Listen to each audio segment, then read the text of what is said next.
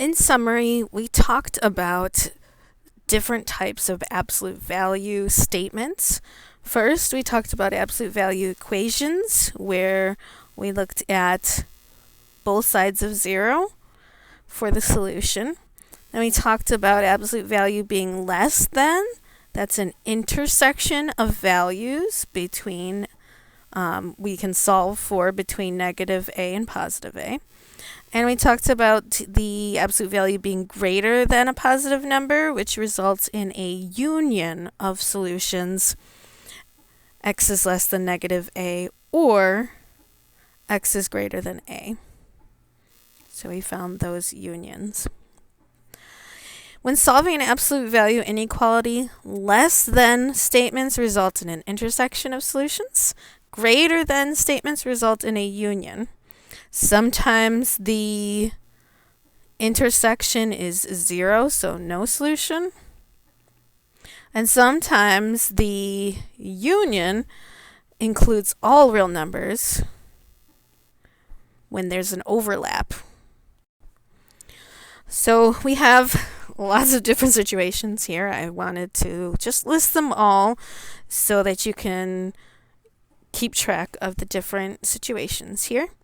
So considering a is a positive number for these two here, and x is some expression with the variable, then if your absolute value is less than 0, there's no solution, no distance less than 0.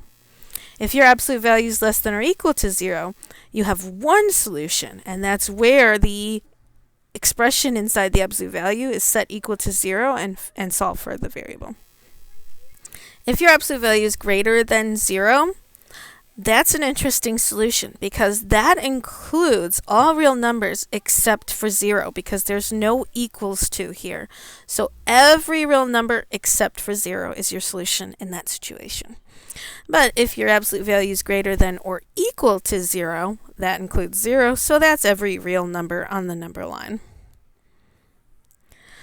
Then, considering a is a positive number, if your absolute value is less than a, you have an intersection of solutions between negative a and positive a. If your absolute value is greater than a positive number, you have a union of solutions where you take what's inside greater than a or what's inside is less than negative a.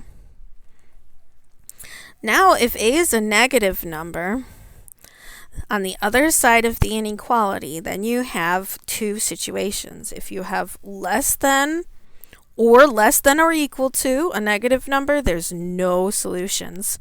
No distance less than negative, no distance less than or equal to negative.